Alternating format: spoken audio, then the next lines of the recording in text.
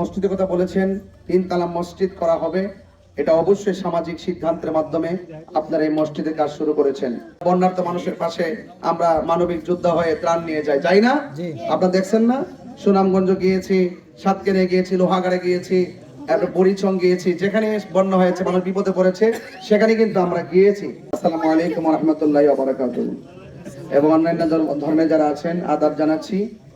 আর বিশ্বাবর্ণী এলাকার যে রাস্তার কথা বলছেন, আসলে আজকে কিন্তু আমি কালেঙ্গে গেছিলাম।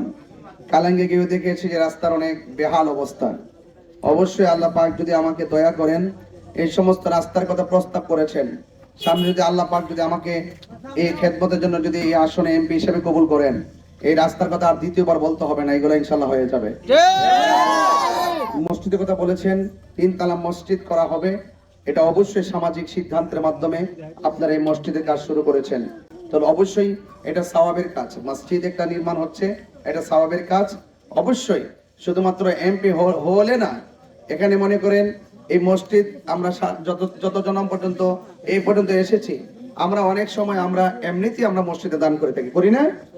এবং যখন বন্যা হয়, বিভিন্ন ধরনের সমস্যা হয়, আমরা বন্যার্ত মানুষের পাশে আমরা মানবিক যোদ্ধা হয়ে ত্রাণ নিয়ে যাই না? আপনারা দেখছেন না, সুনামগঞ্জ গিয়েছি, সাতক্ষীরা গিয়েছি, লোহাগাড়ে গিয়েছি, বরিচং গিয়েছি, যেখানে বন্যা হয়েছে, মানুষ বিপদে পড়েছে, সেখানে কিন্তু আমরা গিয়েছি। তবে এতটুকু বলতে পারি যে মানুষ মানুষের জন্য, মানুষ মানুষের জন্য। এই জন্য অবশ্যই মসজিদ আল্লাহর ঘর, সেই ঘরে সহযোগিতা করা অবশ্যই আমাদের জন্য নৈতিক দায়িত্ব। এবং গ্রামের ভিতরে যে আঞ্চলিক যে রাস্তাগুলো আছে, এই রাস্তাগুলো ইনশাআল্লাহ আল্লাহ যদি আমাকে দয়া করেন, এই সমস্ত বিষয়াদিগুলো অবশ্যই অবশ্যই আপনারা না চাইতে যেন আমি করতে পারি, আপনার এই কাজগুলো করে যেন আপনাদের বিশ্বাসী হতে পারি, সেই দোয়াটুকুন করে আপনাদের সমর্থনটুকুন মোমবাতি প্রতীকে আমাকে ভোট দিয়ে জয়যুক্ত করে দেখুন, একটু প্রমাণ করুন যে তাহিরি হুজুর এখানে এসে যে কথাগুলো বলেছিল আসলে সেই কথার বাস্তবতা আছে কিনা।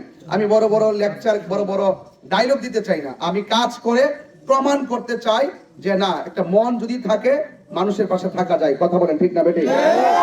এটা হলো মনের ব্যাপার, এটা হলো নীতির ব্যাপার। নীতি যদি ঠিক থাকে তাহলে প্রেম নীতি প্রতিষ্ঠিত হয়ে যায়। এজন্য আপনারা সবাই আমার জন্য দোয়া করবেন এবং আমার জন্য মোমবাতির প্রতীকে সমর্থন দিয়ে শুধু আপনাদের পাশে মানবিকে থাকার সুযোগটা করে দেন, যেন এই এলাকার চিত্র যেন বদলে দিতে পারি, চেঞ্জ করে দিতে পারি। যেন আপনারাই বলেন যে না, কথা বলেছেন উন্নয়নের ক্ষেত্রে, কথা বলছেন কম, কাজ করছে বেশি, এটি আমাদের দরকার। কথা কন ঠিক না? আপনাকে বড় বলে বড় সে নয়, লোকে যারা বলে বড় বলে বড় সে হয়। কথাই নয়, কাজে বড় হতে হবে। কথা বলেন ঠিক না বেটে? আপনারা আমাদের দোয়া করতেন এবং আপনারা ভালো থাকবেন। বাজার ব্যবসায়ী যারা আছেন সবাইকে আমার পক্ষ থেকে আন্তরিক অভিনন্দন এবং মোবারক জানাচ্ছি। এবং মসজিদের জন্য প্রস্তাব করেছেন, আমাদের প্রতিনিধি আছেন, ওনার সাথে একটু যোগাযোগ করবেন। যেহেতু আমি একজন জনপ্রতিনিধি, সেই প্রতিনিধির অনেক ধরনের কিছু বিষয় আগে থাকে, এজন্য আমি হয়তো বা মাইক দিয়ে কিছু না বললাম। আপনারা আমাদের প্রতিনিধির সাথে যোগাযোগ রাখবেন। অন্তত পক্ষে শুধু এমপি হওয়া না, হওয়ার আগে যেন আমরা কিছু দিয়ে শরীক থাকতে পারি, আমার ব্যক্তিগত পক্ষ থেকে যেন কিছু দিয়ে শরীক থাকতে পারি, এটাই আমার জন্য সবচেয়ে বড় কথা। আসসালামু আলাইকুম ওয়া রাহমাতুল্লাহি ওয়া বারাকাতুহু।